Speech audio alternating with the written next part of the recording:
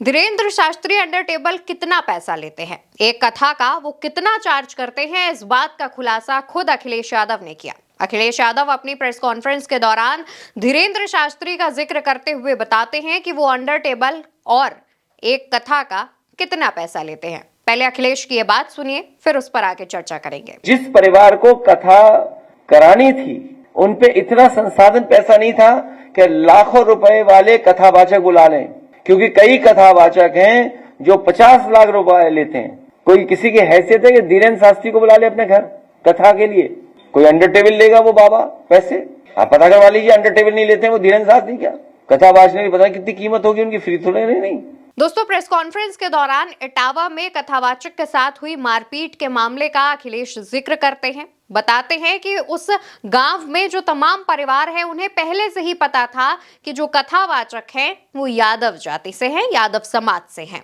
लेकिन उसके बावजूद जब इस तरीके की घटनाएं होती हैं तो वो सभी को चौंकाती हैं। अखिलेश यादव कहते हैं कि कई ऐसे परिवार हैं जो नामी गिरामी कथावाचकों को कथा करने के लिए नहीं बुला सकते, क्योंकि वो एक मोटी फीस लेते हैं, 50 लाख तक की रकम वसूलते हैं, यहां तक कि अंडर टेबल रकम भी लेते हैं, और इसमें वो धीरेन्द्र शास्त्री पर निशाना साधते हैं। अखिलेश यादव कहते हैं कि धीरेन्द्र शास्त्री अंडर टेबल पैसे भी लेते होंगे और क्या पता एक कथा का 50 लाख चार्ज करते हों। अखिलेश यादव की जब ये बात सामने आई उसके बाद सभी लोगों के मन में सवाल उठने लगे कि क्या वाकई धीरेन्द्र शास्त्री एक कथा का इतना ज्यादा चार्ज करते हैं। सोशल मीडिया पर एक बहस से छिड़ गई। तमाम लोगों ने कहा क्योंकि अब कथावाचकों की लिस्ट में धीरेन्द्र शास्त्री की कथा भी फेमस हो गई है। उनके जो कथा कहने का अंदाज या फिर जो तमाम चीजें हैं उसकी वजह से धीरेन्द्र शास्त्री सुर्खियों में रहते हैं। इस वजह से वो सस्ते में यानी कुछ हजारों में तो कथा करने से रहे।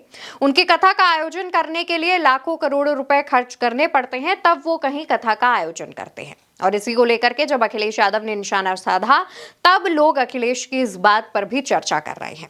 तो वहीं दूसरी तरफ अगर इटावा वाले जो कथावाचक के साथ मारपीट का मामले का अगर हम जिक्र करें तो जब इटावा में एक गांव में कथावाचक मुकुटमणि यादव उनके साथ उनके जो साथी संत यादव पहुंचते हैं तो उनके साथ मारपीट होती है, आरोप लगता है और कथावाचकों पर कहा जाता है कि छेड़खानी और तमाम जो आरोप है वो लगाए जाते हैं। लेकिन दूसरी तरफ कथावाचकों के साथ जिस तरीके की घटना की गई उसकी तस्वीरें सामने आई। उनकी चोटी काटी गई, उनके साथ बदतमीजी की गई, मारपीट की गई और यहां तक कि उनकी नाक तक रगड़वाई गई। लेकिन उसके बावजूद जो दूसरा पक्ष है वो तरह तरह के आरोप कथावाचकों पर लगा रहा है। इस मसले पर जब अखिलेश यादव तक ये खबर पहुंची तो उन्होंने बकायदा कथावाचकों को बुलाकर अपनी प्रेस कॉन्फ्रेंस में उनका सम्मान किया था। उनके लिए न्याय की बात है वो कही थी। इसके बाद जो सत्ताधारी पार्टी भाजपा है वो एक नैरेटिव गढ़ने लगी।